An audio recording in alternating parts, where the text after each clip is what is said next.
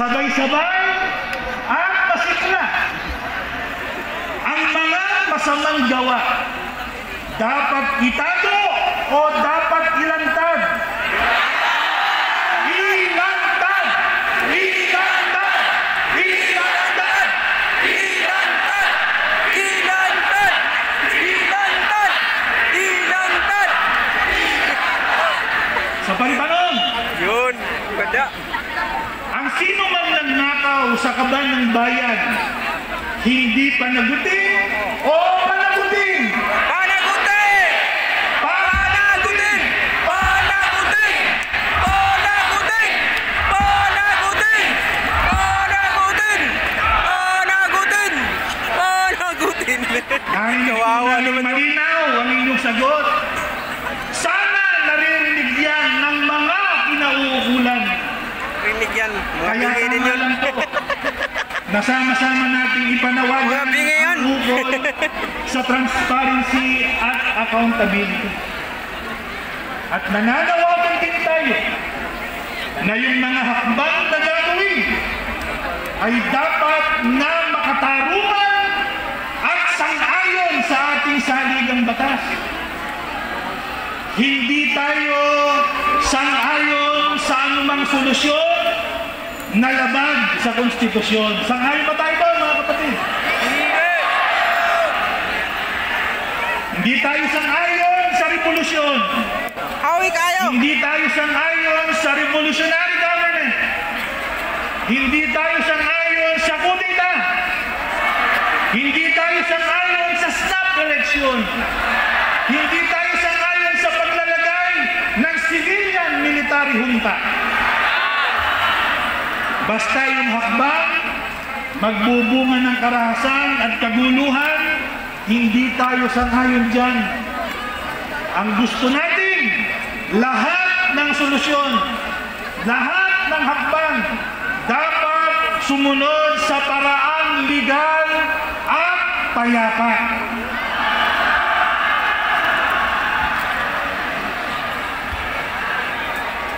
Kaya nililinaw din po namin sa lahat. Gusto namin maging maliwanag sa lahat. Hindi po natin hinahangad ang pagbagsak ng ating pamahalaan bilang institusyon. Sana maging maliwanag yan sa lahat. Ang nais natin ay ang pagbagsak ng katiwalian.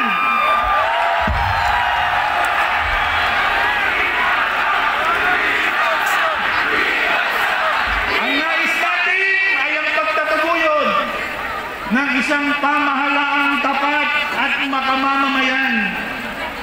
Yung masasamang pinuno, yung mga tiwaling opisyal, yan ang dapat alisin.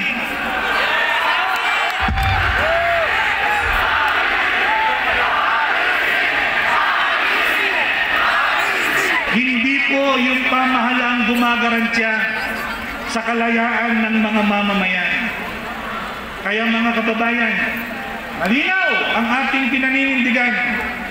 Hindi tayo laban sa maayos na pamahalaan. Tayo po ay laban sa katiwalian. Hindi tayo naninira sa sino man. Tayo po ay nananawagan lamang.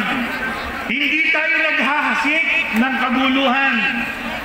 Tayo po ay nananawagan ng katarungan at ng kapayapaan.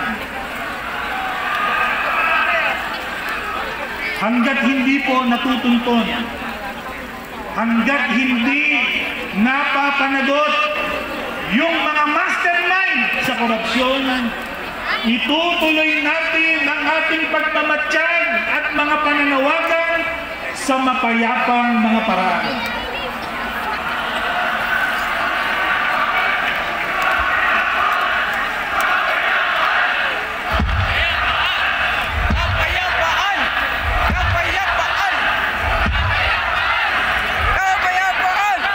Napakahalaga po nitong ating pinapanawagan sapagkat ito ay hindi po para sa atin lang.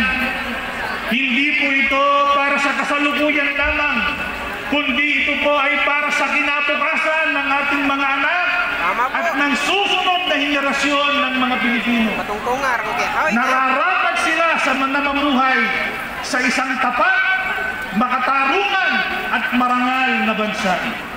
Tandaan po natin, habang may tinig na nananawagan laban sa katiwalian, laban sa kawalang katarungan, may pag-asa po ang Pilipinas nating mahal.